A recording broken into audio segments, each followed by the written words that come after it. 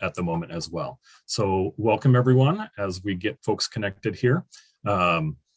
Again, welcome to Forestry's information session on portions of Senate Bill 762, the 2021 legislative session's omnibus wildfire bill. Senate Bill 762 brings new programs and responsibilities to the Department of Forestry to several state agencies and quite a variety to forestry. Tonight, we'll be primarily focusing on sections 18 to 20 and section 24 that establishes two new grant programs to restore resiliency in Oregon's public and private forests. I'm Derek Gasparini, I'm Public Affairs Officer with the department. I'll facilitate tonight's presentation and discussion. We'll do some introductions, including our presenters and members of the work group convened to help ODF determine the grant criteria for Senate Bill 762, Section 18 grant program, now called the Forest Restoration and Resiliency Investment Program. We'll then give an overview of what ODF hopes to accomplish with tonight's information session, explain the public comment period and process, have presentations on each of the two grant programs, and have a questions and answer session after each of the presentations. Before we get started with introductions, I'll ask that you use the chat feature to log your questions. Add your questions at any time, and we'll cover them in the next available Q&A session. So when we open a question and answer session, we'll catch up on all of the questions already in the chat, and we'll ask then if anyone also wants to raise their hand just to voice their question. That is fine, but we'll field questions during those times. But please, as you think of them, put them in the chat and we'll make sure and get to you. I also just want to throw out there that you may have visited the ODF website to get information on this session.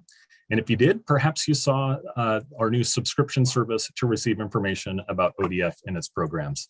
When you visit oregon.gov/ODF, you'll see a banner asking if you want to sign up to receive information. It's a subscription service. If you choose to subscribe, you'll then get a list of topics that you can choose from. And there is a specific topic for 762. And if you subscribe, you'll receive messages about new developments and project status pretty regularly.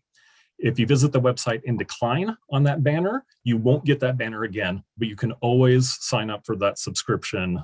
There's multiple links on Forestry's site to sign up later for subscriptions if you like. We hope you benefit from tonight's information session, and we look forward to hearing your thoughts and comments throughout this process and through the process of establishing the grant programs. So I think we have everything, everyone connected and ready here. We've got a fantastic audience. We've got 80 so far, which is a great turnout, more than we were initially expecting. So we hope that you benefit from this, and we'll look forward to addressing as many and all of your questions as we can. So we'll do a few introductions of ODF staff and work group members. So we'll start with Ryan Gordon. Good evening. Thanks for joining. My name is Ryan Gordon. I'm the Interim Partnership and Planning Program Director. Thank you, Ryan. Jeff Burns. Good evening. My name is Jeff Burns. I'm with the Partnership and Planning Program and really specifically putting my energy behind 762 grant programs right now. Nice to see everyone tonight. Thank you, Jeff. And Alex Rumlow. Good evening, folks. Alex Romwell. I'm acting as the Small Forest Land Grant Program Lead in the Partnership and Planning Program. Thanks, Alex. Megan Inley. Good evening, all. Megan Inley. I am the admin support for the Partnership and Planning Program within the Oregon Department of Forestry. Thank you, Megan. So now with such a large group of participants, some of the work group members are getting lost in the participants list here. So I'd ask for you to raise your hand and I'd be happy to call on you to introduce yourselves to the group. I know I saw EJ and Dana and a couple others there. So if you want to raise your hands, I'm happy to call on you. EJ Davis. Good evening, everyone. I'm EJ Davis. I'm the Interim Director of Oregon State University's Extension Fire Program and a member of the work group. Thank you, EJ. Chandra? Hello, my name is Chandra Legui, and I work for Oregon Wild out of our Eugene office. Thank you. Dana? Hi, good evening, everybody. I'm Dana Skelly. I work for the Forest Service. I manage the Hazardous Fuels Program for the Pacific Northwest. Thanks so much for joining us today. And thanks for having us here, Derek. No, thank you, Dana. Dallas. Hi, I'm Dallas Hall DeFries. I'm the Baker County Sage-Grouse Local Implementation Team Coordinator. So I'm representing more rangeland specific programs on the work group. Thank you. And Pete?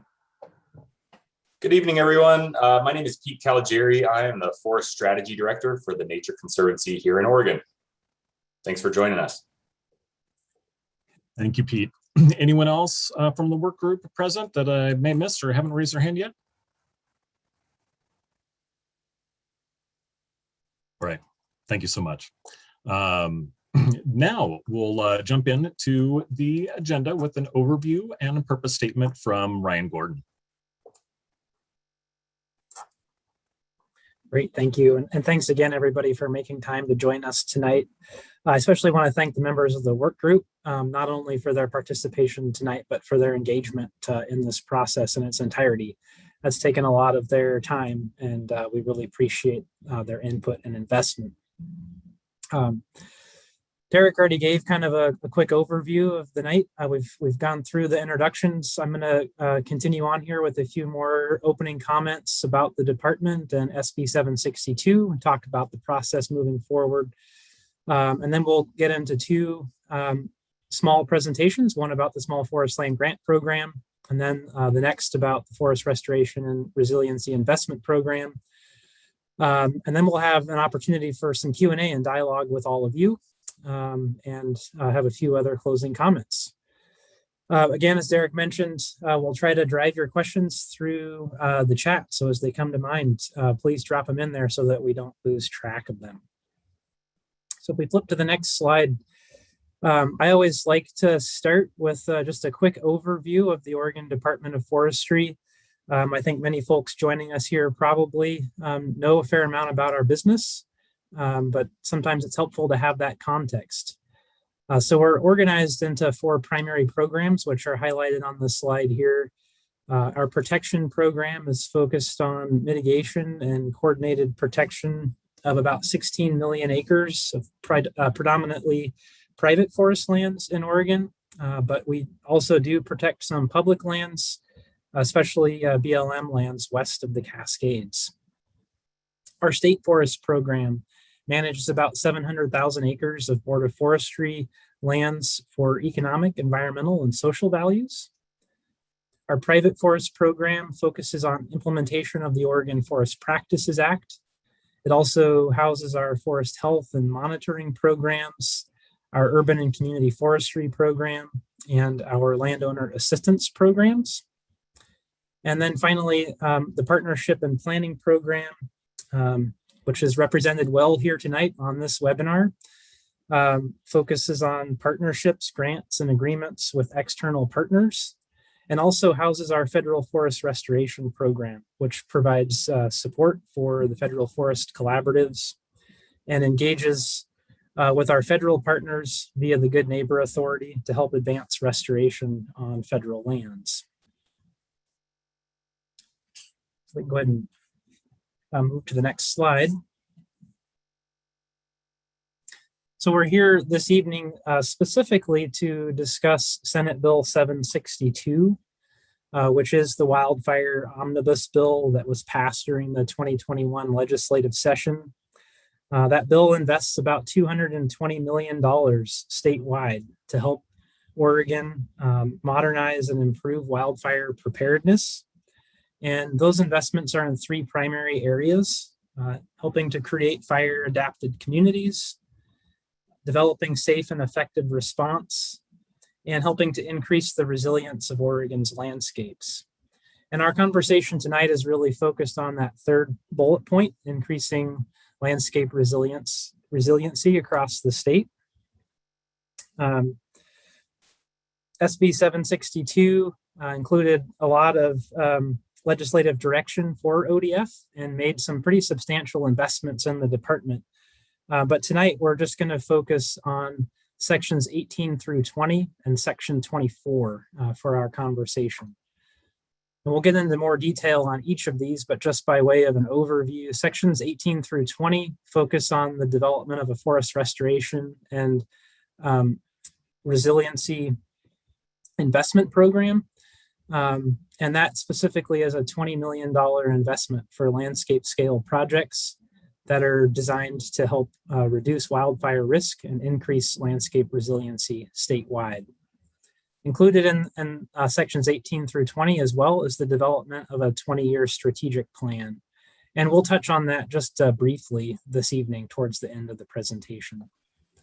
Section 24 creates a small forest land grant program and makes an investment of $5 million to help support small landowner wildfire risk reduction activities. And again, we'll dive in deeper there. Before I hand it back to Derek, just wanted to talk a little bit also about public engagement with these processes and the development of these programs specifically. So Derek already outlined some of the options that are available through our external website, and we've been working really hard to build a good presence for SB 762 implementation on our external website, and I really encourage you to visit and dig in there and sign up for the Gov Delivery functionality that's just been added to receive timely updates. As we've alluded to here tonight, we've developed a work group that is specifically focused on sections 18 through 20, the development of that large landscape scale investment program. And that's where we're really, looking to spend a fair amount of our time this evening. And that work group is helping us to design and create some sideboards for that program that Jeff is going to talk more about later on. We're also working with our Committee for Family Forest Lands on the development and implementation of that smaller forest land grant program as well. And the same deal there. The folks that are represented on CFF are helping us to kind of create those sideboards for that program. And Alex is going to talk a little bit more about that as well. So this evening, what we're looking for, in addition to providing some information to all of you about where we're at on the development of these two grant programs, we're interested in your questions and we're interested in your feedback. So this evening, we really want to kind of stick with that Q&A format. But if there are some lingering issues or there's other input, more detailed input that you would like to provide to this process, that you would like either the work group or the Committee for Family Forest Lands to review, I would encourage you to visit the website and submit those written comments to us. We'll take everything that we receive by 5 p.m. on November 1st and summarize it and provide it to those two groups for consideration as they continue to work through the build out of these two programs and provide their final recommendations to us for implementation. So I think with that is a little bit of context and some idea of the road ahead. I'm going to go ahead and turn it back over to Derek and we'll jump into the rest of the presentation. Thank you. Thank you, Ryan, for that overview of the bill and the department. As Ryan was describing that, I did put a link in the chat to the Senate Bill 762 information page on Forestry's website. You can click that link directly from the chat and it'll take you to the Senate Bill 762 landing page. There is the subscription link to sign up for the Gov Delivery subscription service that I mentioned earlier. There are also links to both the Forest Restoration and Resiliency Investment Program and the Small Forest Land Grant Program. On each of those two program pages is the email address to send public comment on either of the two programs. So hopefully you'll be able to find those to be able to submit any sort of comment or input that you'd like to provide on the programs here. So with that, and I do see that there's questions already in the chat. We will get to those at the Q&A session, but please keep adding them and we will run through that list when we get to the appropriate time. So next, I will tee up Alex Romlo to talk about the Small Forest Land Grant Program. Hey, well, again, yes, thank you everyone for joining us here this evening. Briefly, I wanted to go over some of the bill language that's influenced the development of the small forest land grant program. And so on your screen here, you'll see 762 in section 24 defines a small forest land owner as those owning up to 160 acres west of the crest of the Cascade Mountains, or 640 acres east of the crest of the Cascade Mountains. And so those will be the eligible recipients for field treatment activities. You know, if you own more than 160 acres on the west side, then that would be an ineligible landowner, right? So again, in the bill language, it also asks us to prioritize high-risk areas, address multiple resource concerns. So these are things like insects and diseases, drought mortality, watershed health, proximity to current or past fuel mitigation efforts, and the $5 million in funding does need to be expended by June 30th of 2023. So within this biennium is when these projects will have to be completed. Next slide.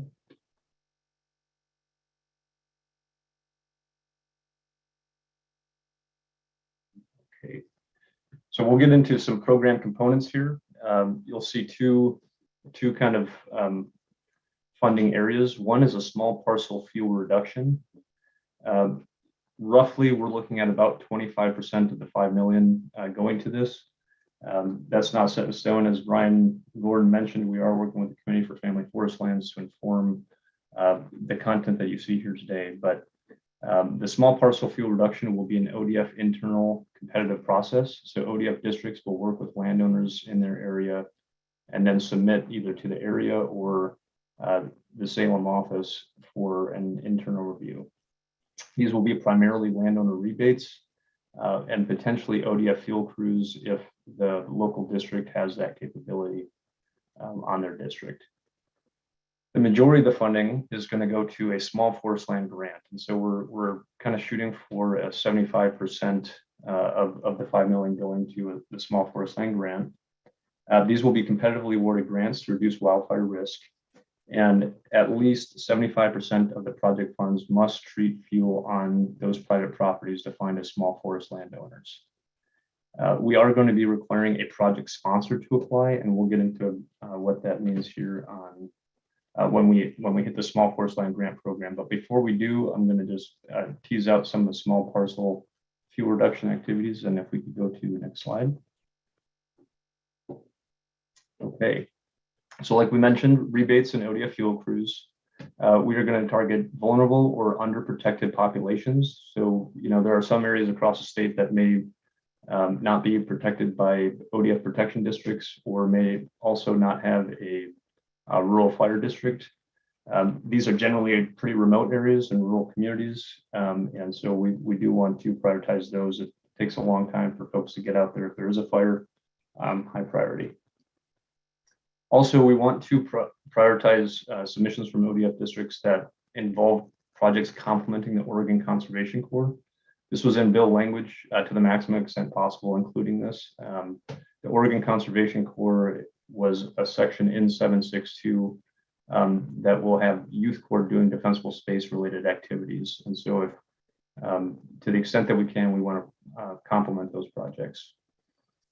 Second portion of the small parcel fuel reduction will be Firewise communities.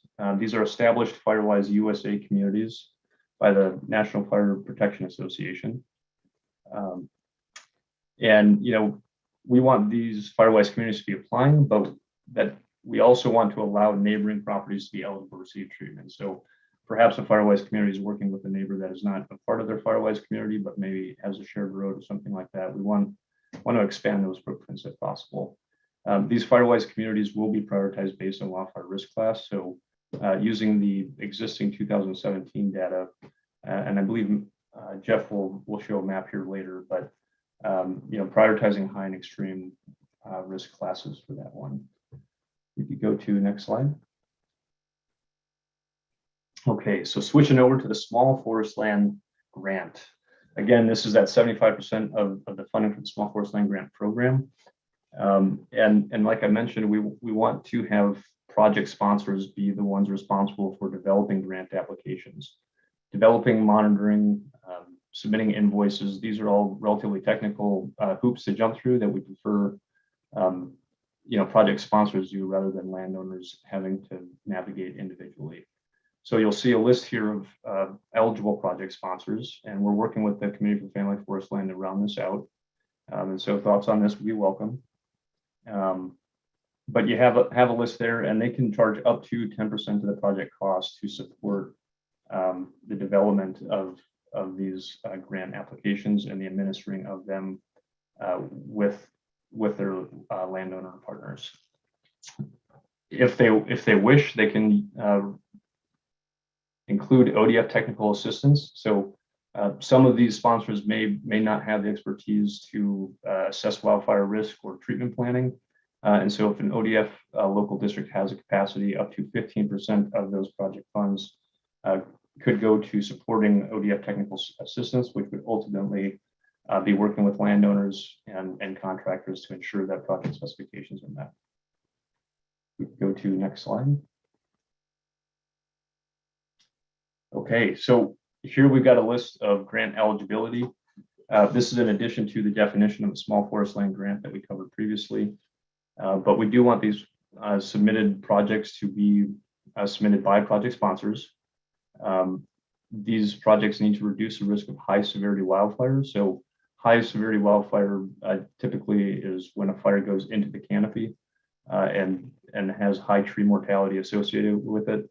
Those fires are harder to contain, harder to fight. So we want to reduce the risk of high severity wildfires, not necessarily all wildfires. At least 75% of the project costs need to support fuel reduction and treatment activities on small forest landowners. And total project sponsor and ODF services cannot exceed 25% of the cost. We're shooting for a project range of 10,000 to 300,000, and this fits nicely with the small parcel grant option that we discussed previously, as well as the large investment program that Jeff is going to get into here shortly. We are recommending 25% match, and I've listed some options for meeting that match. It's not required. Landowner labor rates are eligible, as well as non-state funds from project sponsors, or potentially ODF offices that are working with things like Western States Fire Managers grants. So there's a number of opportunities for match, but it's not a requirement. We can go to the next slide. Okay, so this is what it looks like. Right here, we have a draft scoring rubric, priorities on the left and total points on the right. So clearly describes treatment activities and how future condition reduces risk of high severity wildfire. That's priority number one. We do want project sponsors to be working with multiple landowners. So if the project treats multiple properties, that will score higher than one large landowner, for example. We're really trying to target those intermediate parcel ownerships. 3 and 4, if the project protects critical infrastructure, roadways, or is in a wildfire risk class of high or extreme, we don't want to exclude really strategic projects outside of high or extreme wildfire risk classes, but we do want to prioritize projects within highest risk areas. Number 5 is proposed treatments benefits vulnerable populations or landowners. And 6 gets at that additional resource concerns that was in the bill language. And so we've listed some additional resource concerns here. Utilizes non-commercial forest products is one of those. And an example that comes to mind would be, the production of biochar or something along those lines. 7 is clearly demonstrates adjacency to previous or planned hazardous fuel treatments, recognizing that connectivity, is important when we're drafting and multiple partners on the landscape doing this work. Number 8 is again pulled from bill language, but I did want to make a note that in addition to a forest management plan, if a landowner doesn't have a forest management plan, they can still achieve points with being in a priority planning area. These priority planning areas are listed, and we'll be sharing these shortly, and the Committee for Family Forest Lands are influencing this list. But these are relatively large geographic areas. So for example, there's one that covers an entire ecotype in the Willamette Valley with OWEB and their dry and their oak restoration priority area. So if you add up all those and you checked every single box, that would be the maximum score. Again, this is draft. Looking forward to your feedback here. Saw some questions, but for now, I will turn it over to Jeff, who will get into the Forest Restoration and Resiliency Investment Program.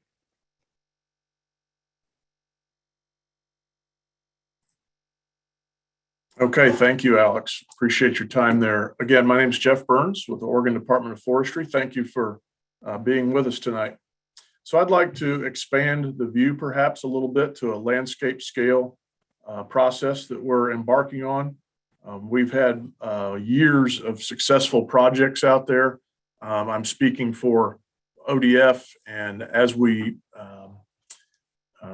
implement Forest Service projects and NRCS projects across the landscape, and oftentimes it has been the kind of the shotgun approach around defensible space and things like that, and has been effective at times. But this is a real opportunity, and maybe the first opportunity for us to utilize general fund with a very focused, laser focused opportunity to look at a landscape scale footprint that works across boundaries with many stakeholders involved. And so we felt very clearly that we wanted to pull together a diverse working group to help us recommend criteria and identify strategic landscapes. We'll be talking a little bit more detail about that landscape scale and what $20 million perhaps could do there on the on the landscape. It's an all lands approach, so it's cross boundary in nature. And as Alex alluded to earlier, the funding must be spent in this biennium. So we have some constraints around that, but feel pretty comfortable we'd be able to do that by June 30th of 2023. And I'll bring up a few more details as we move along. Next slide, please. Okay, so we wanted to pull together a diverse working group to inform and develop criteria for Forest Landscape Restoration and Resilience Program.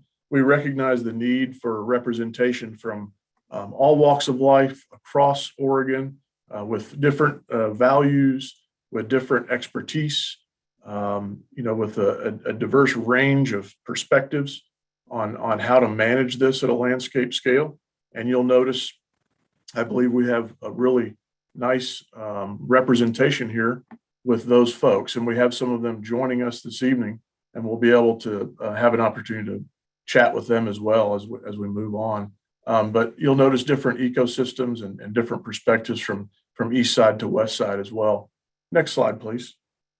We also wanted to take an opportunity to inform that particular work group with technical advisors, and so we have many on our staff, as well as Forest Service staff and NRCS and other agency staff that are advising the work group and intimately involved in each one of our meetings to help direct that expertise to the right person.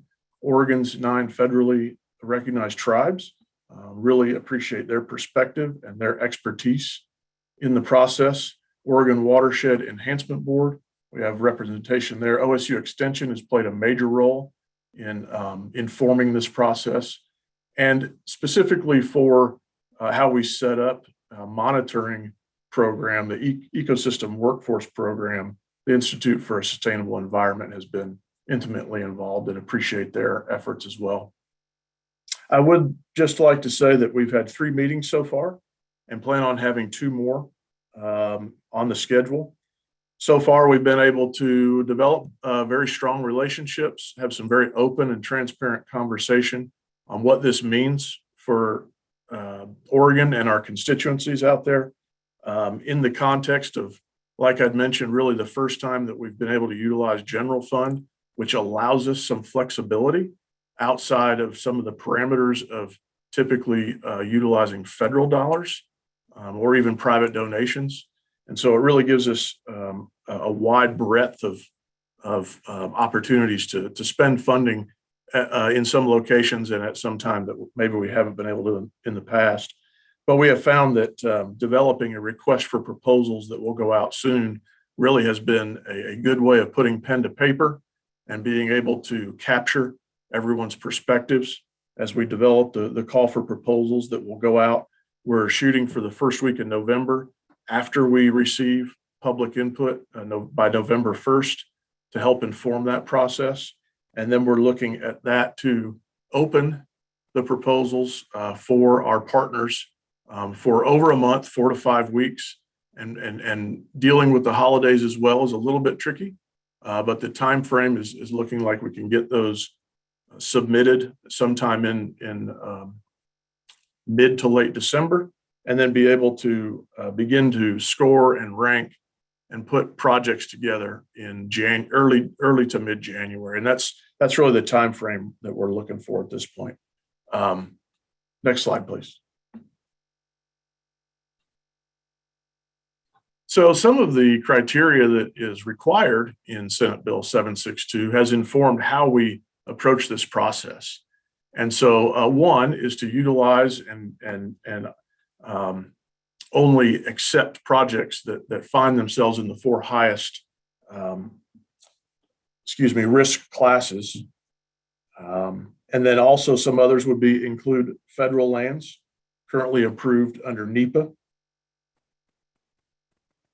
treatments that protect human life, property, critical infrastructure, watershed health, and forest rangeland habitat.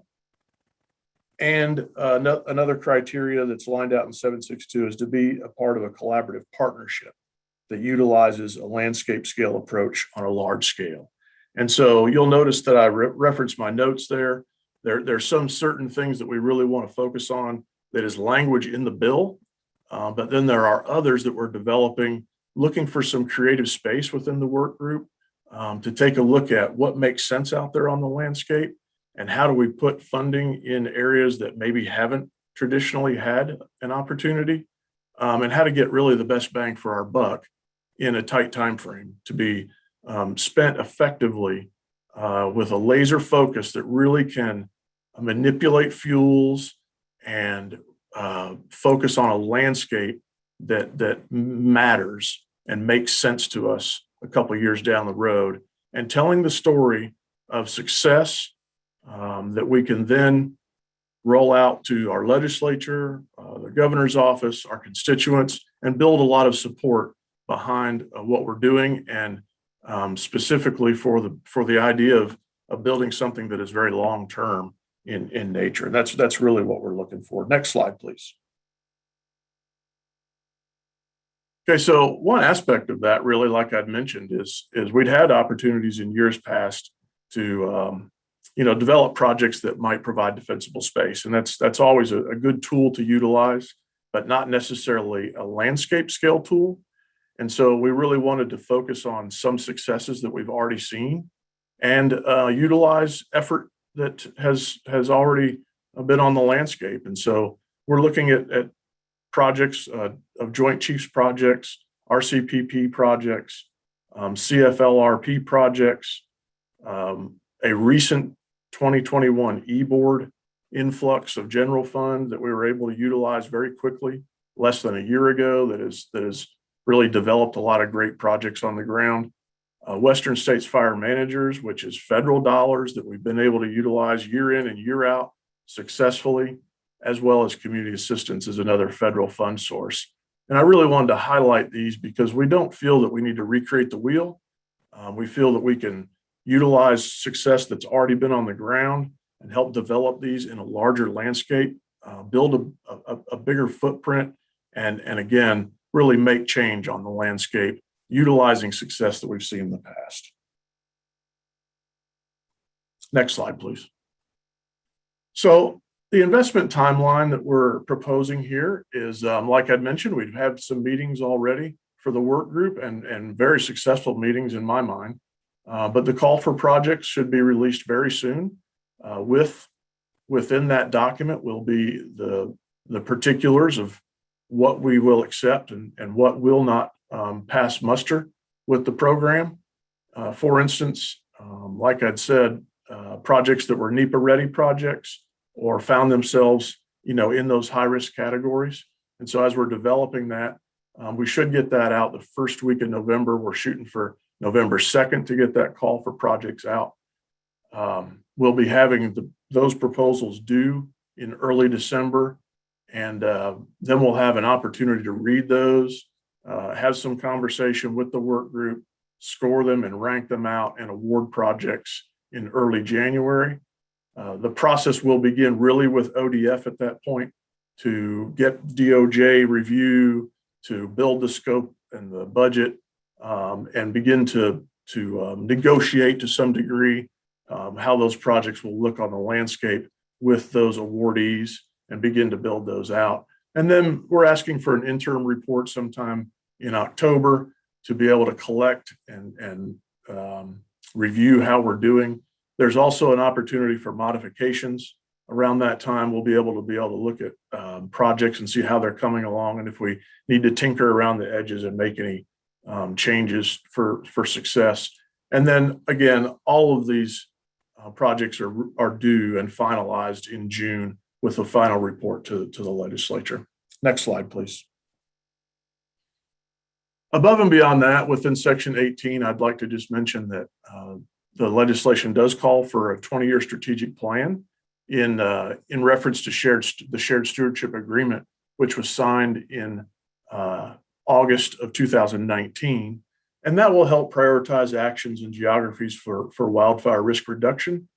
We would like to see that as a blueprint for investment to strategically place dollars and expertise, laser focused in particular areas on the ground.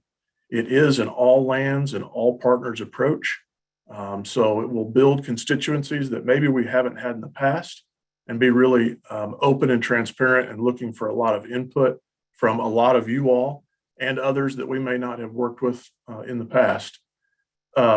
We also want to recognize that there are multiple planning efforts that have gone on for years and are in the process right now, and we don't want to lose sight of that. So there's, for instance, the Forestry program for Oregon. There's Forestry plan, excuse me. There's the Forest Action Plan, which was recently revised with our Forest Service partners, that really helps inform how we do business, as well as the Wildfire Council recommendations that we will also reference.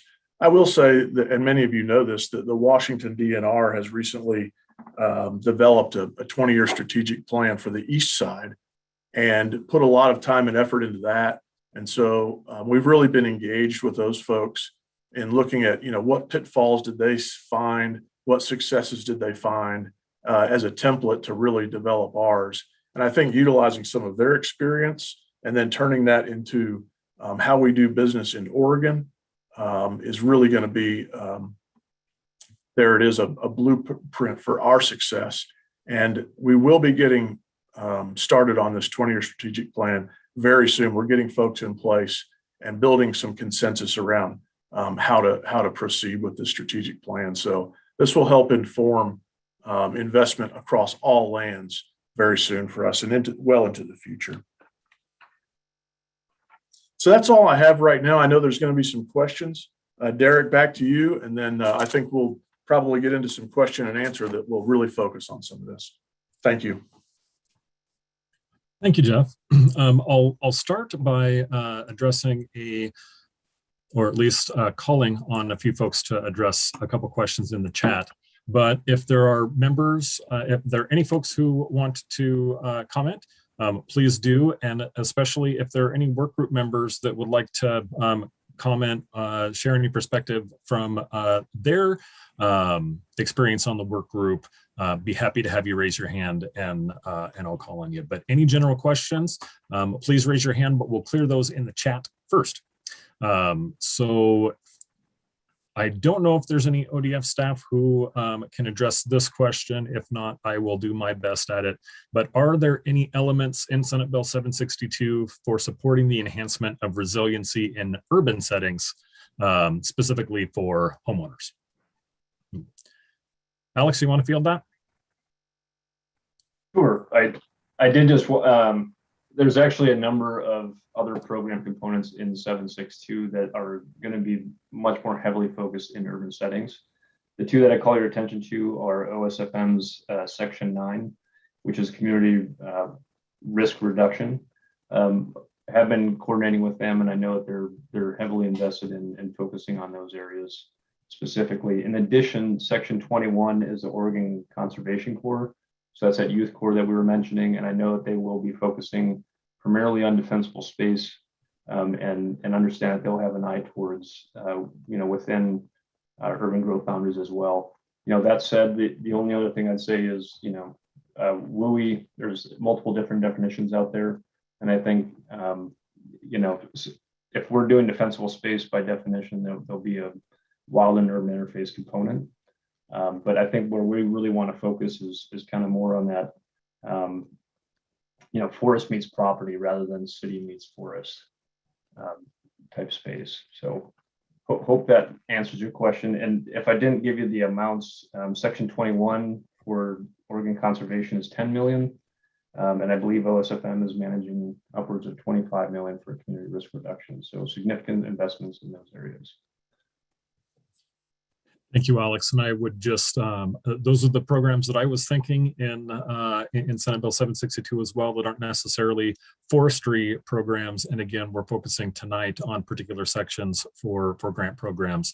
But if you do subscribe to the 762 information from ODF, we will try to cross-post as much information from State Fire Marshal's Office, Higher Education Coordinating Commission as the other programs get set up so that people can get as much information on these as possible. Just want to continue to scroll down through the chat here. And I think this question, Alex, I'll ask for you to field because it was during your presentation about is being part of the county's hazard mitigation plan required to apply for the small forest land grant program? Great question, Ian. So it's not required, but I've made a note that I would count that as one of those additional planning areas that may receive additional points. And so community wildfire protection plans come to mind. Sometimes they do have planning areas identified, but it is not required to apply. Thank you, Alex. Next in the chat is a comment and a question from Megan Kreutzberg. And her question comment, and Megan, if you'd like to raise your hand and come on, that is fine. I will just comment and mention that of course, rangeland is specifically called out amongst forest land in Senate Bill 762. The name of the program is not exclusive of rangeland, but I don't know if any other ODF staff would like to comment on the program naming or just acknowledging that rangeland is certainly included by definition within Senate Bill 762. I can jump in real quick and just say, it's great feedback. Jeff, you came off mute. Maybe you have more you want to say there, but I think it's great feedback. And Derek's right that the program is focused both on forest and range ecosystems, and I think it's an omission and an easy inclusion. Absolutely, and we certainly, whether we may or may not be able to change the name after we've got lots of documents out there already, but we certainly will make a point in the request for proposals to get that word out and make sure that we are connecting with those rangeland folks and those constituents out there. Thank you very much. That is a great point that we missed. Okay. I'm not sure whether this question would be for Alex or for Jeff, but I think this was also during, I think this came in during Jeff's presentation. Any extra points for projects or landowners with locations within the wildland urban interface boundary as identified in local CWPPs? Right, I'll take a stab at that first, really, because we haven't developed a point system necessarily for the forest restoration landscape scale projects. We're getting close. We still have to develop that. And so we'll look at that. I think that might be specific maybe to Alex's point metrics there. Yeah, it may fit into that additional planning area. And Autumn, that's a great comment and kind of goes in line with the previous one about county hazard mitigation plan. So I've made a note to follow up with folks on that one. Okay. And a question from Edie Dooley for the landscape section, 18 to 20, will only the lands identified on the map be eligible for grants? No, and I'd like to back up, and thanks a lot for that question. The language in the bill specifically is identifying strategic landscapes that are ready for treatment. So strategic landscapes that are ready for treatment. And we're trying to focus, and I'm speaking for the work group here, and I'd love to hear from some of those members if you'd like, but we'd like to laser focus and put some funding really in a few spots, 2 to 3, maybe 5 large projects that really affect the landscape in a major way and really move the ball forward like we haven't been able to do in years past. But I think that we all recognize the nuance of what it really looks like out there on the landscape, and that it's really hard here in Salem to look at a map and say in or out. Not sure that that's fair. So I think that within the context of the work group conversation, I would say no, landscapes lands identified on the map would be in or out necessarily, but it's informing the criteria that we're building. And so instead of maybe looking at one particular project or a portion of a project on the landscape, we're beginning to look at a different view of a much larger landscape that will cross multiple boundaries, even political boundaries, and give us something that is really intense on a larger scale.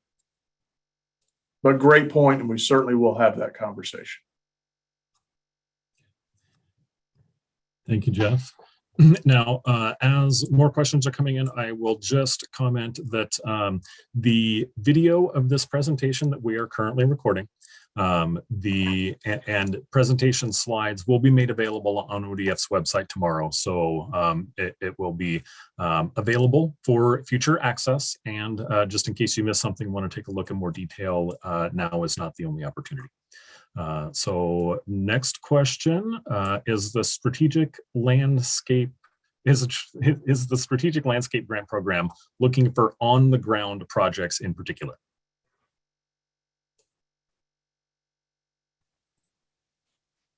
We are. The latest conversation is that we're really trying to proportion that out so that fuels will be treated. That's the intent of the program. So we're really looking at on the ground execution of fuels mitigation projects. But we recognize as a work group that there are opportunities to that planning is an important aspect of a project. Monitoring is an important aspect. Following up with other reporting items is an important part of it. So we're really looking at prioritizing projects that are fire mitigation projects, but we will recognize in the call for proposals that there's other aspects of that process as well for a successful project. I think that's what you're getting at there. Thank you, Jeff. This one looks like it's for Alex. Can the local stewardship forester serve as a sponsor for one of the small forest land grants? I'm concerned that the quote unquote sponsor must be some institution or bureaucracy. Great question. And maybe I could ask that we pull the slide back up for the small forest land grant program, if that's not too much trouble, because there's two components of that program. And one would be someone like an ODF sponsor. And that's the small parcel forest land. So Megan, I believe it's the second slide into the small forest land grant program. And while we're getting there, I would say for the larger grant program, that's one more up, I believe. Great. So that first one, small parcel fuel reduction, that will be ODF, right? And so ODF stewardship foresters or wildfire planning foresters, would be able to work directly with landowners, in developing a proposal for that. I imagine those are relatively small, kind of 1 to a couple landowners. For the small forest land grant, ODF is eligible to be a participant. And so if a landowner feels more comfortable working with a local ODF forester, I think that would be ultimately the district's decision, but that forester could facilitate the inclusion of that project to the project sponsor. So I really do, I'm envisioning this as whoever the landowner feels most comfortable working with, that's where they can start. And if ODF has the capacity, then absolutely they could be the ones working with that landowner on the ground. I hope that answers that question. But I'll make a note. My initial feedback there from some other folks was some initial feedback was it might be hard to have this completely internal ODF, but I'll bring it up as a potential to say, do we want to revisit ODF as an eligible sponsor? Thanks for the feedback. Thank you, Alex. So I think this one might be for Jeff, but I'll read it in its entirety. Could you please better define your term restoration?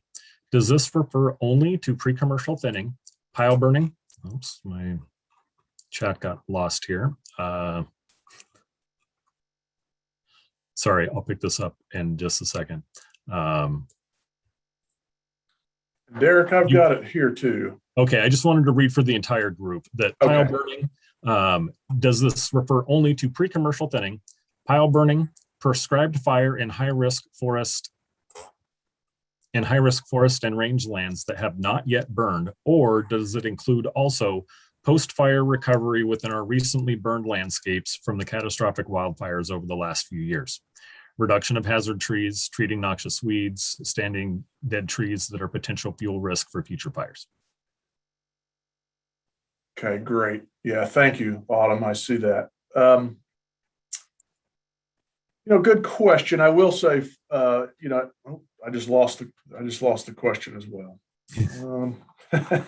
Something happened. Well, from memory here, I'll continue to scroll and try to find it. But restoration really does mean those things as far as preparing a forest for a resilient landscape that can accept fire into the ecosystem that makes sense.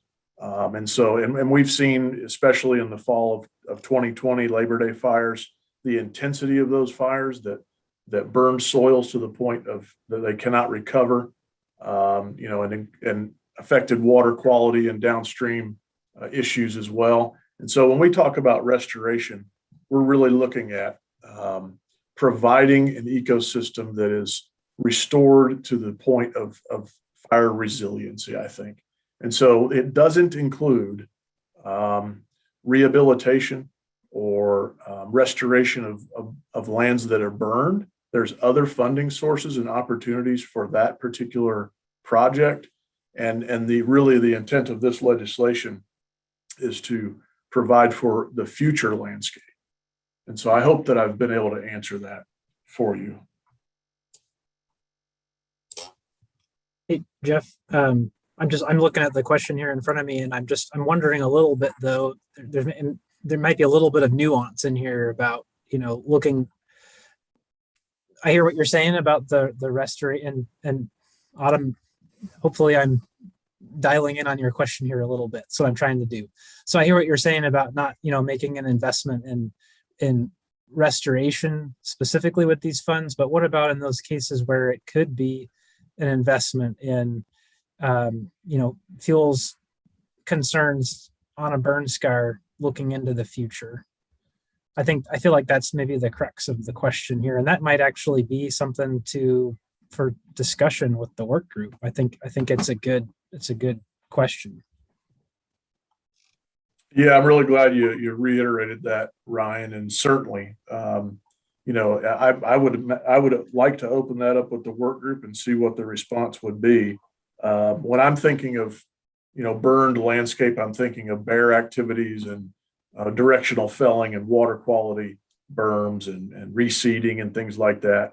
And that's not, the funding is not specific to that, but if it's protecting future resources, then certainly that's a conversation to have. So thank you. Okay, we're getting more questions by the minute, which is great.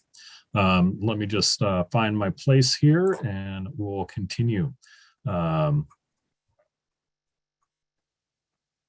All right, the next one is from Columbia Land Trust. Will there be funding for monitoring the work that is funded by these grants? Yes. That's part of the request for proposal that we were putting together right now. Great point. Thank you. Okay. Just a comment on a previous response that I think is worth repeating. As part of a large fire district, we are responsible for the risk mitigation in the county plan, but the CWPP is more refined and again, put the responsibility on us. Thanks for addressing the question. And then Margaret Miller from DEQ has a recommendation here. And Margaret, we certainly will capture this from the chat today, but I'd encourage you to add any future comments to email for the ODF staff here as well. I have a recommendation related to the scoring rubric with the small forest land program and possibly for the larger grant program. It is a key objective of the Oregon Smoke Management Plan to, quote, promote the further development of techniques to minimize or reduce emissions by encouraging cost-effective utilization of forest land biomass, alternatives to burning, and emission reduction techniques, end quote. And then there's a OAR rule reference here, 629.04.80010 4F. I strongly encourage that the scoring rubric gives 10 points specifically to these efforts. I know Alex mentioned forest products, biochar as being a topic of interest in the rubric, but it was combined with other efforts like addressing insects and disease. When combined in such a way, it doesn't really have much weight. I know you were looking for feedback on the scoring rubric. So again, for those folks and just Alex and Jeff, Ryan, Megan, and others, I will be saving the chat for you folks to get direct feedback from the chat here. So don't worry about taking notes right now, but I don't know if there's any comment that you'd like to make on the suggestion. But thank you, Margaret, for entering all of that in the chat. I would add that it's based on committee feedback for the Committee for Family Forest Lands. That was actually a suggested change, but I will flag this as a topic, and if there's a way that we can tease that out. We are covering activities like hauling costs and within priority activities. So I'm hoping that we get some strong grant proposals that include alternatives, but noted, and we'll bring that back to the group for consideration. Thank you, Margaret.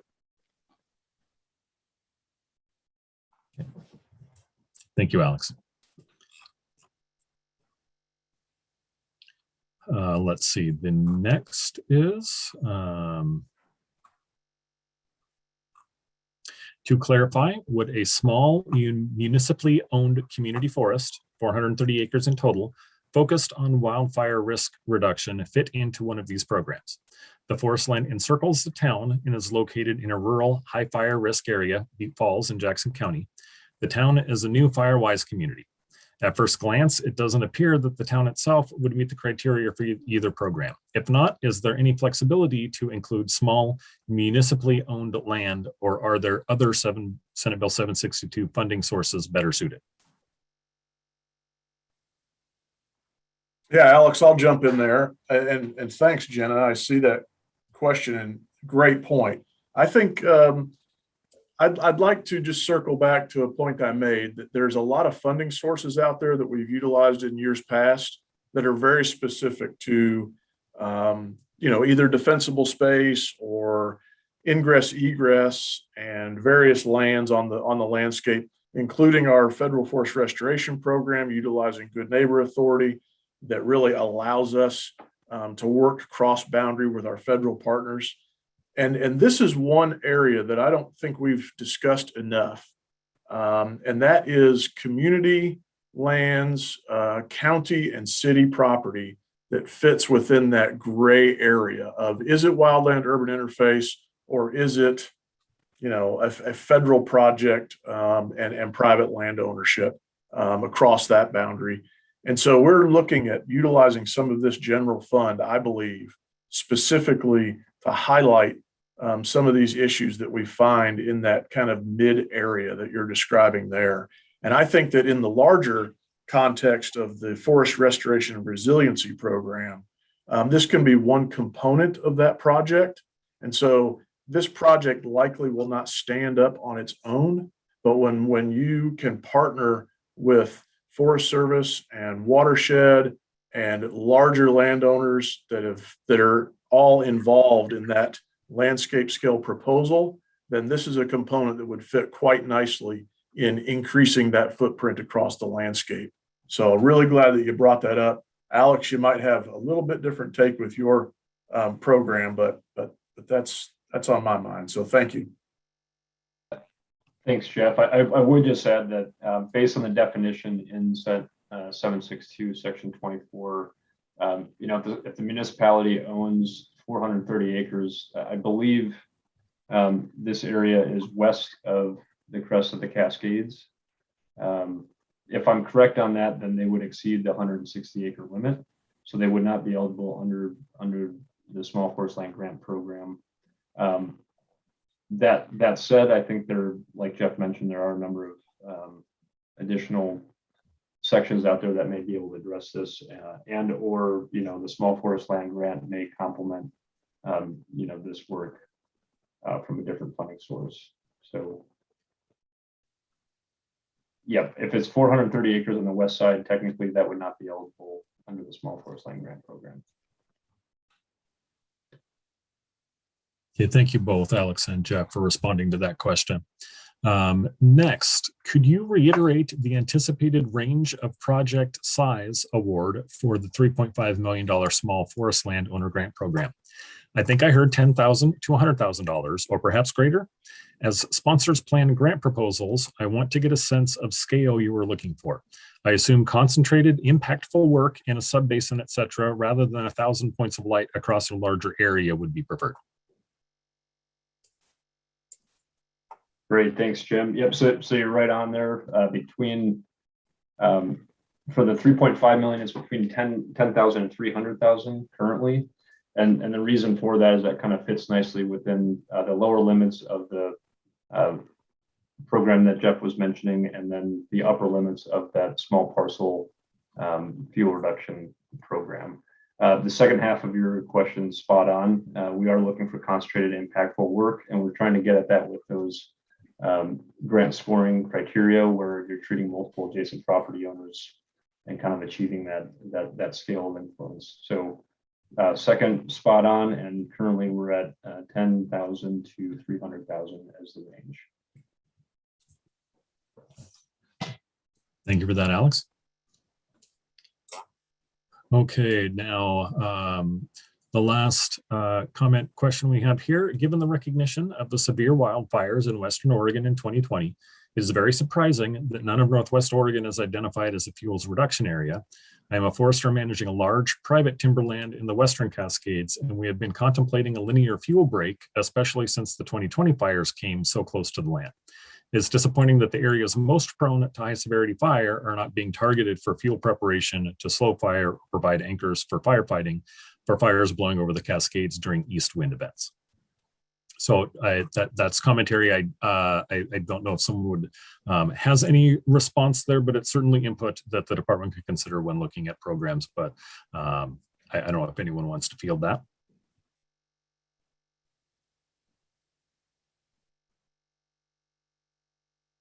Sure, I'll jump in there. And thank you, Eddie. I appreciate that point. And one duly noted, we will have that conversation more thoroughly with the work group. I didn't want to put the map up and give anyone a false sense of exactly where and how these projects will happen. That's up for discussion, depending on multiple criteria that needs to be met, not just an area on the map. So thanks for your point. We will discuss that. Okay. What will the process for inviting public comment on grant proposals? I can try to tackle that one. At this point, this is one of the opportunities for public input into this process in terms of helping to inform the work groups conversations around how to shape up these grant programs and what the application requirements would be, where the investments would go, et cetera. So from that perspective, we're trying to gather all the input here to create those sideboards and set those programs on a good course. I don't think that we're going to be inviting specific public comment on the grant proposals themselves. Those will be reviewed by our work group, and they will help us to rank and score those and make recommendations for funding. I would, though, mention that the meetings of that group are recorded and available on our external website. And we always welcome comment through the mailboxes that are linked there on that website. And Jeff, if you have any additional comments there, I certainly welcome you jumping in. Well, I would only say, and I love it, David, that's a really neat point that you brought up, not one that we think about very often, probably when we're dealing with, entities out there. And so, organizations, federal partners, soil water conservation districts, landowner associations. It's really hard probably for an individual constituent out there to have time to comment or have an opportunity to comment when we're usually working with really large groups of people. And so I would just encourage you to become, if you're not, and maybe you are, but a part of one of those groups perhaps. And so as we inform our grant process, we are looking for input from fire departments, from county commissioners, from soil water conservation districts, from the NRCS, from the Forest Service, from our other partners, collaborative partners that work directly with the Forest Service. And so there's other opportunities to inform those local groups that then roll up into our larger programs and really try and really benefit the state as a whole. So really neat comment. I hope that I touched on that. But I think that at the local level, there's probably an opportunity to inform how we do our work. So thanks, David.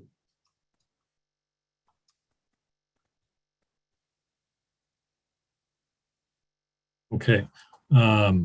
So again, just for reminder, what are the acre limits again for the small woodland grants?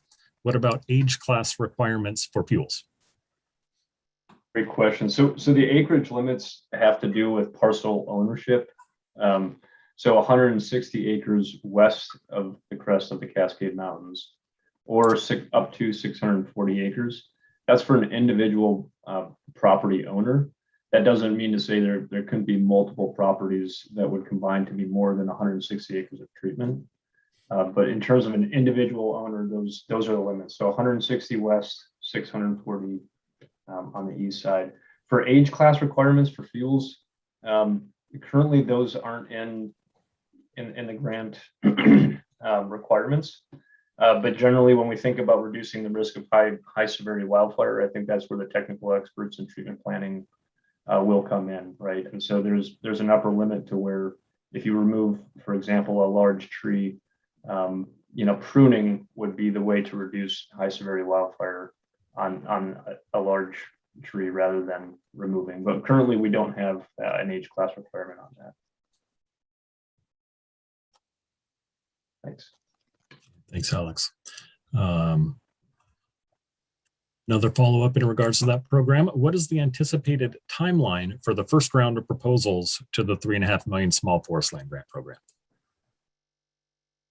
Great question, Jim. So I think, we're looking at a similar timeline that Jeff had mentioned for, the final call for proposals being released here in the next month, perhaps early December, and then open. We want to give folks enough time, recognizing it's the holidays. So I would imagine that it'll be open for a decent portion of January. The main thing driving that timeline is just getting this feedback, incorporating it, and then really wanting to give folks an opportunity to do some on-the-ground treatment, this spring before fire season hits. So we're trying to get it pushed out as fast as we can, but look for a final call for proposals here within the next month or so. So I'm going to get to another comment here, but I have gotten a couple direct message questions that I just want to tee up, Alex, for you to prepare to, and then Megan. If you would please share the slide on the Small Forest Land Grant Program and sponsors. Again, there was a question about whether that was an exhaustive list of sponsors or whether it was examples. Alex, I'll let you address specifically, but if we can go back to the sponsor slide and have you cover that again, Alex. And then after that, Megan, if you could share the ENVC risk class map again, so folks can view that during the presentation. And again, for everyone, the video and the slides will be available on ODF's website tomorrow, so you'll have unfettered access to see them, whether we have them presented on the slide or not. Okay, thank you, Alex. Yep. So the question, is this an exhaustive list? We're intending that it would be an exhaustive list, but if we're missing folks on this, I'd love to hear your feedback on that. You'll see a 501c3 is on here, and so that encapsulates a number of organizations that aren't on this list. Other state or local government natural resources agencies, there's a number that fall within that category. County foresters come to mind. So I think the intent would be that this is an exhaustive list, but if there's organizations that are missing that should be on here, I'd like to hear about those. A comment from Chandra of the work group that folks could also reach out to work group members regarding comments on grant proposals and on criteria. There is on ODF's website for that Forest Restoration and Resiliency Investment program, there is work group information, which includes member lists. So you can access that and reach out to any of the work group members as well. Thank you, Chandra. And then someone asked to flash the map slide up again, that the numbers appeared really small. Again, it's up here on the presentation for you to see, but it will be available tomorrow as well for everyone to access on the ODF site. So another follow-up comment here. I am a bit surprised by the statutory limit on small forest land owner size for the west side. 160 acres. That tells me the target is fairly populated rural residential landscapes, which does perhaps make sense regarding non-forest resources at risk. If we had a parcel mixed in greater than 160 acres and used non-grant funds to do that work, would that count as a match in the application? By non-forest, I mean life and property. So I don't know. Again, the chat will be made available to ODF staff for comments. I don't know if anyone wants to address that. Jeff, you might have to help me out here. To me, that sounds more like leverage than match.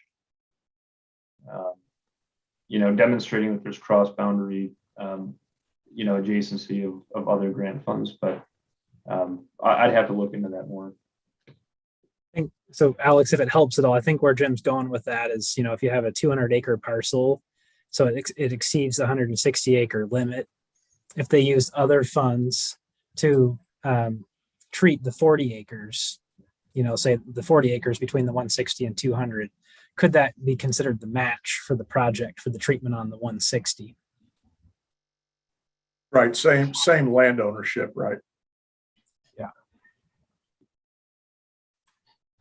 Well, if I heard you right there, Ryan, then I think that landowner would be over 160 acres.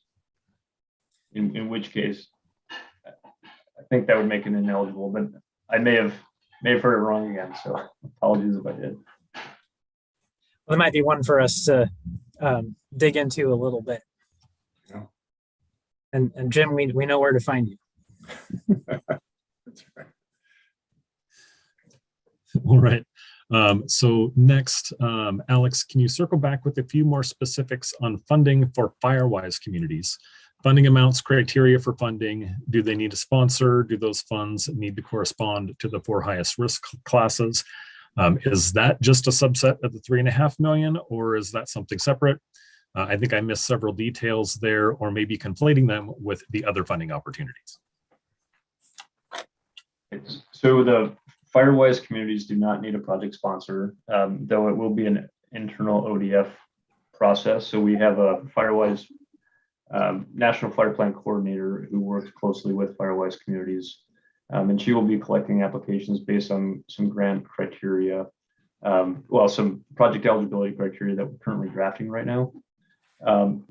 Funding amounts, I think right now we have it limited at 50,000.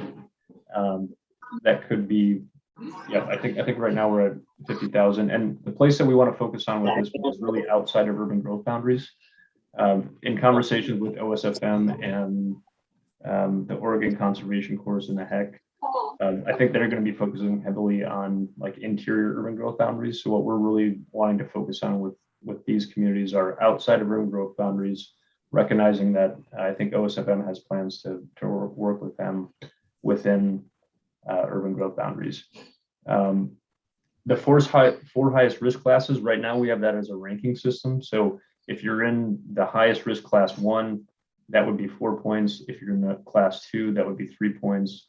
Class 3 would be 2, class 4 would be 1 point. That's in addition to other point systems. And so we'll get this posted online on the Small Forest Land Grant Program page here. I think we should have it here in a week or two. It's not a subset of the 3.5. So the 3.5 is a small forest land, that's the Small Forest Land Grant.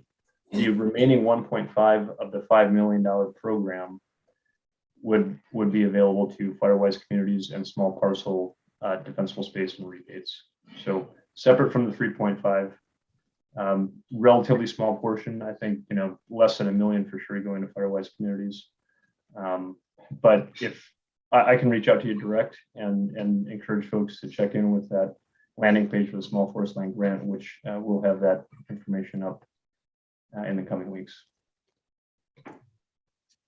Thank you, Alex. I'm going to jump ahead in a couple of the comments just because Jim commented back for you, Ryan. I didn't mean that, Ryan. I agree, more leverage than match. But what is the difference between recommended match and leverage?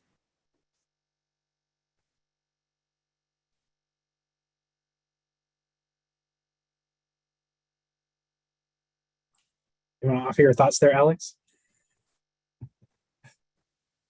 Shucks, I don't.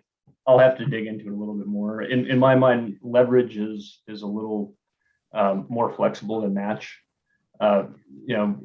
Generally match is kind of direct cost associated with a project that's coming in from another source. Rhetorical question. Great. Well, thanks for saving it. Appreciate it. That's funny.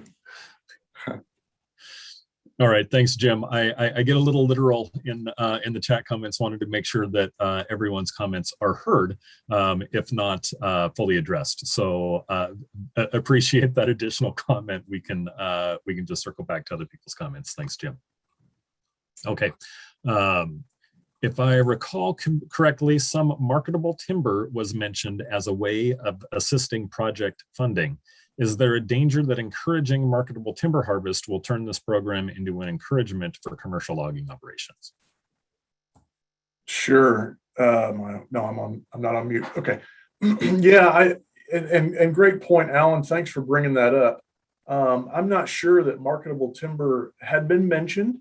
I would say that it is any one of these projects on a landscape scale that would be subsidized with general fund to provide fire mitigation may or may not, have some marketable product as a result.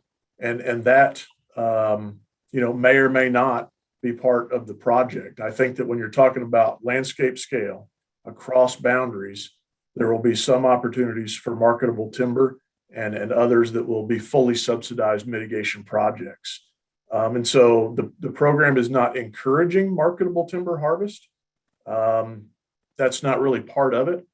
If that's a subset, say, of the project on some landscape, then that's really neither part of our program or not part of our program. I think that when we develop the criteria and the request for proposals, there will be opportunities within that to have all sorts of different projects, and some may have some marketable timber.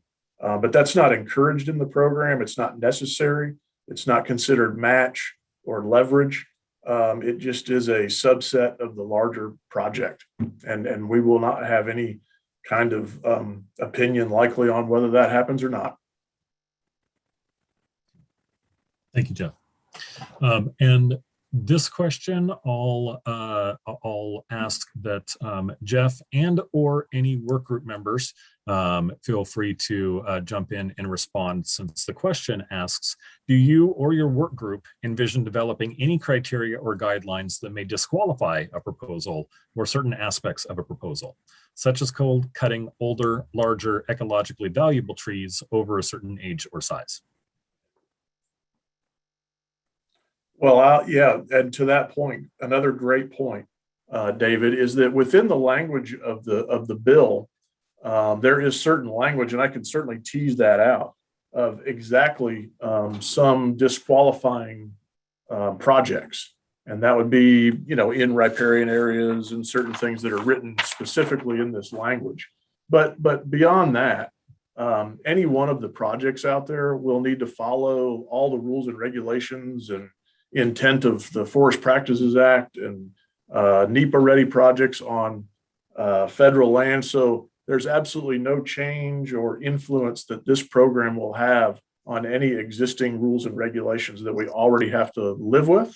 And so this is just very simply a fuels mitigation project. And so where it makes sense, we'll utilize it, and where it can't be done, we won't do it. I might also just add, as Jeff, as you've said many times here, that these projects are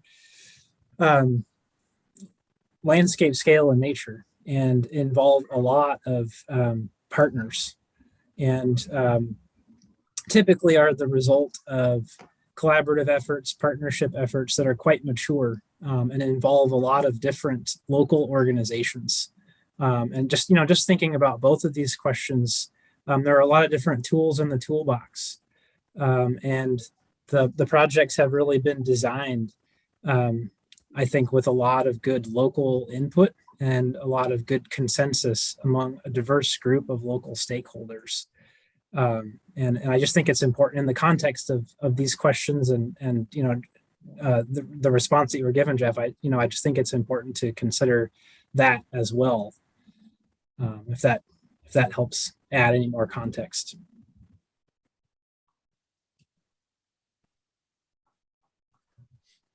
Ryan, Jeff, thank you both. This question from Autumn: given the short application window, is the anticipation that the 20-year strategic plan be completed at the time of application submission? Yeah, really good point. And a little bit of the cart before the horse here.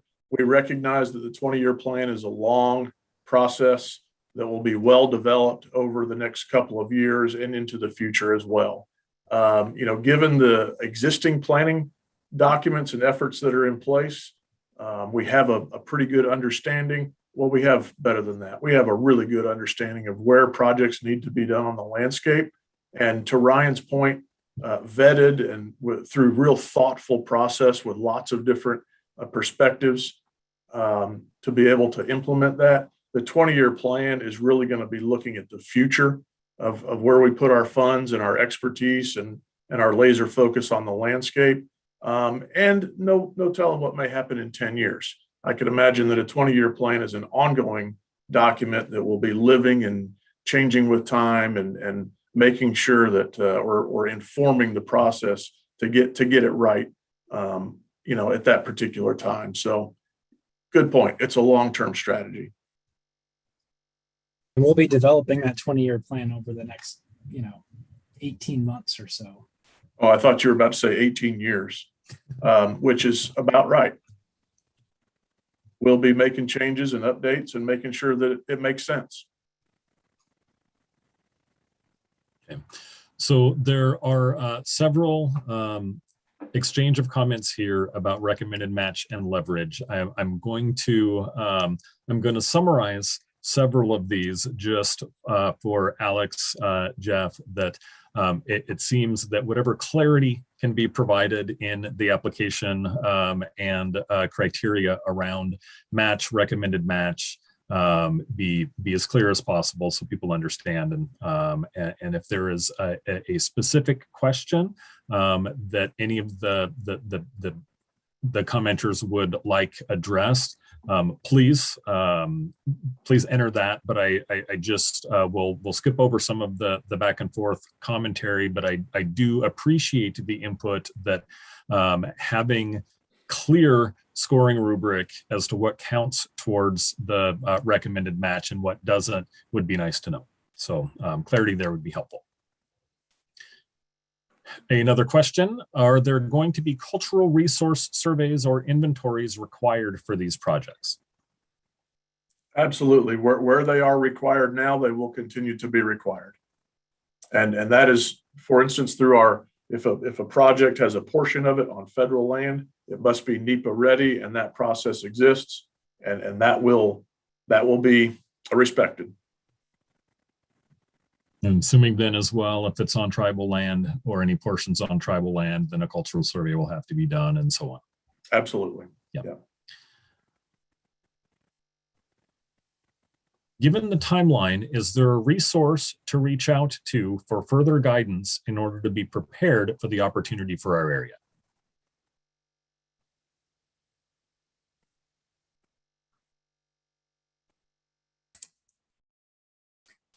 Well, so right now I'm looking at Jeff and Alex, but they're going to be our at the moment our primary staff points of contact as we roll this out, and we are actively working to hire additional capacity to help with implementation of these programs. But Jeff and Alex are our leads for these two programs, so I think they would be your good points of contact. And I'll just throw out for both of them that the email addresses, the email links on the ODF website for both of these programs is probably a great first way to get into the door for your technical questions. Sure. And as we've developed this further too, and kind of build this out over the next couple of weeks, we're really going to take every opportunity that we can to get those requirements and the particulars of each one of these programs out to our districts, our ODF districts, and our partners that we're working very closely with. And so stand by. Lots more information to come out that will be finalized in the next couple of weeks. Thank you. So I will at least ask for someone to address the question, because I think maybe multiple terms have been used. Recommended match, required match, which one? What does that look like in the criteria for each of the grant programs? Yeah, maybe I can take a stab at this, Alex, if you don't mind. We've been processing a lot of federal grants for years and years. And so the Code of Federal Regulations lines it out in a particular way. And so a match requirement is a 1-to-1 match. And so every dollar that's spent on the ground or granted through our federal partner is required for a $1 to be spent on the project that are non-federal dollars. Now, that can be in kind as well. So it doesn't have to be $1, but it has to represent that unit. And that might be someone's time. It could be equipment time. It could be donations, whatever the case may be. So if there is a required match of 50-50, then that is what I just explained. If there's a recommended match, then that may be scored through a rubric. It might be an opportunity for projects to show that there is some skin in the game, so to speak, by local resources, but that's only recommended. And so that's a little bit of wiggle room on whether that's going to receive a higher score or provide a priority project over another. Leverage, in my humble opinion, is really describing the larger landscape where projects, and it's not just for dollars, it's expertise, it's effort that is put into a project on the landscape, could be leveraged to improve or provide some adjacency to the proposed project. And that would expand the footprint in a way that is leveraged. Does that make any sense?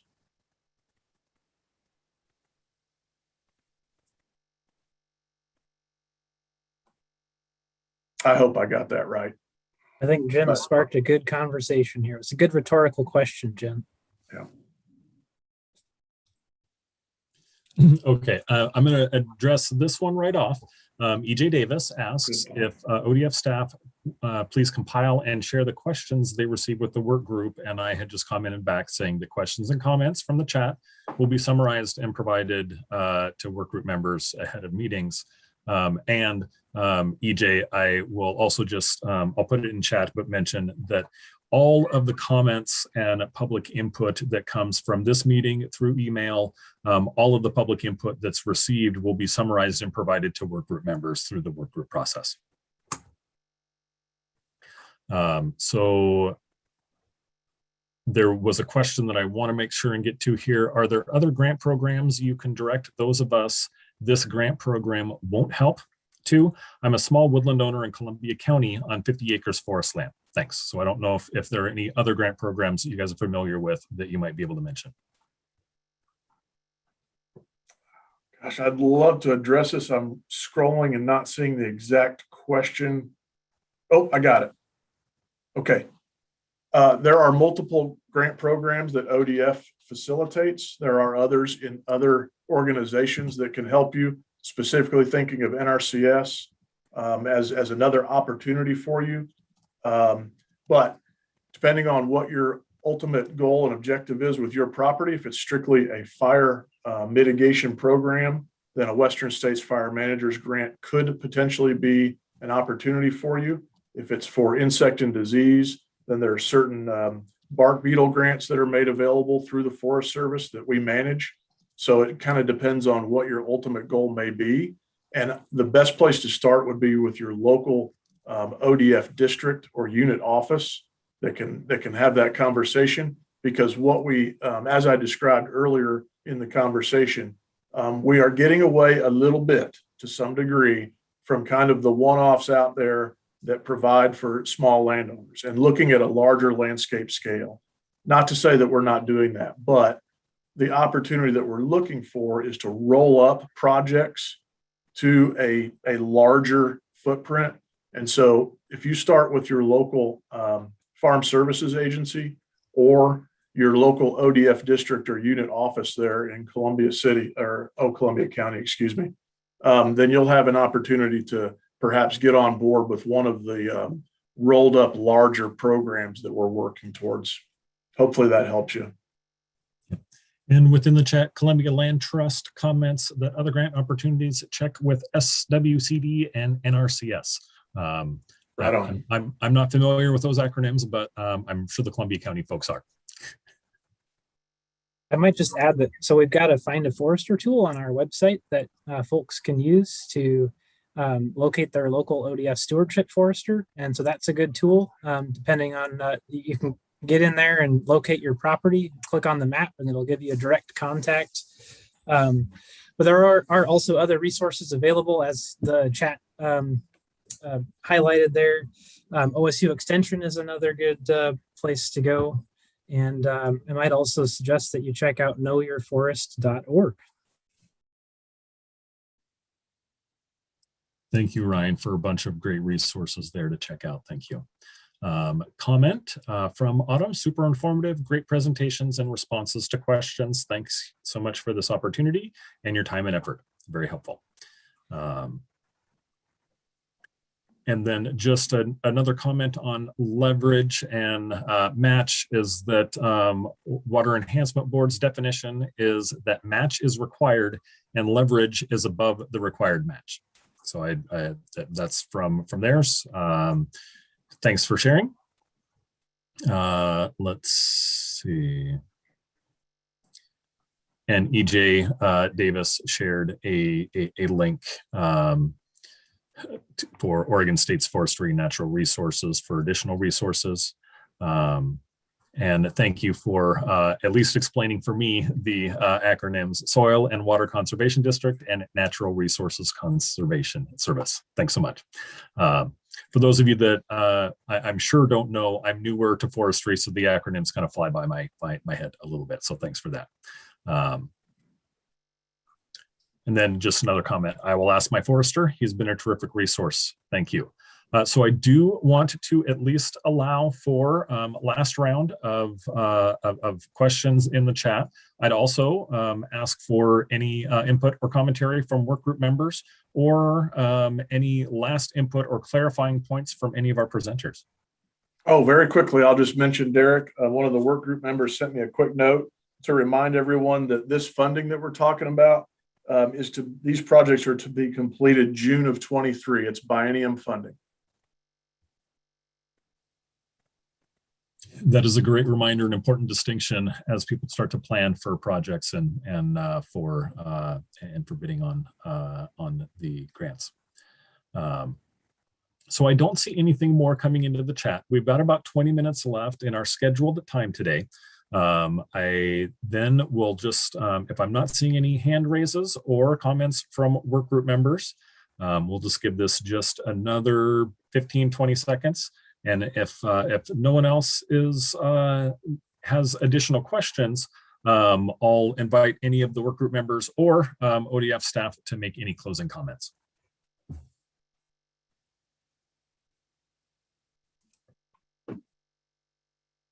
I'm happy to jump in with some closing comments when we get there, Derek. Just give me the word. I think I'm just seeing a bunch of thank yous and you're welcome from folks. Oh, here's a last question. Is there a limit to the number of applications a sponsor can submit? The more the better, Autumn. No, there is no limit. So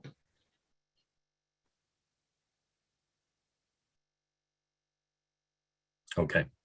So yes, please, Ryan. We'd love some, love some closing comments from you before we close out for the night. Well, I just want to thank everybody for making time again this evening, especially the members of the work group and the staff who put in the effort to put the presentations together and be here this evening to answer the questions and engage in the conversation. I really do want to, I know we keep mentioning it over and over, but reiterate the resources available on ODF's website, including recordings of the work group meetings that are available for folks to review. And in particular, drive folks towards those two mailboxes, one for the landscape scale, the $20 million program, one for the small forest landowner, the $5 million program. Do want to be thoughtful of staff time here and encourage folks to submit their comments and questions through those mailboxes. Just remind you all that we will be taking all the comments that we receive by 5 p.m. next Monday, November 1st. So if there were things that we didn't get to here, there's some more detailed information that you want to share, or other things come to mind after the fact that you want to get to us, please do get them in by that deadline, and we'll get all that information summarized and provide it to the work groups. And we will continue to do that too on a rolling basis as we receive comments or questions that come through. As Emily Jane had asked there, we'll be sure to get that stuff summarized and provide it to those groups for their consideration. Those were all the notes that I had scribbled down. A lot of great questions and some good comments for additional consideration. And I'm really looking forward to the next work group meeting. So thank you all.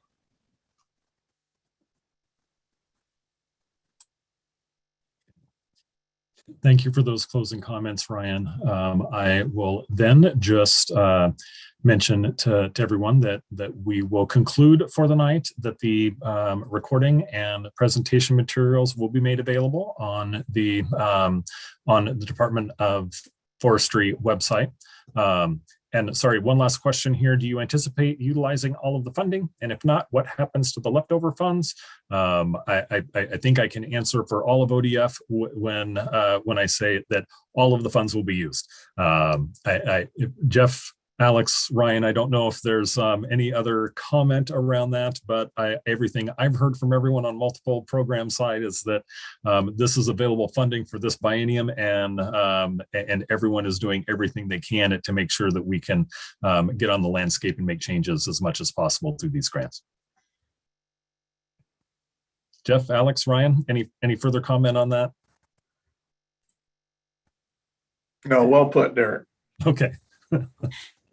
And no need to apologize, Autumn. It's a good question, but there is a priority here at Forestry to make sure that all of the grant funds are used to make sure to affect landscapes. So again, any further questions, comments, please send them to the email boxes that are available on oregon.gov/ODF.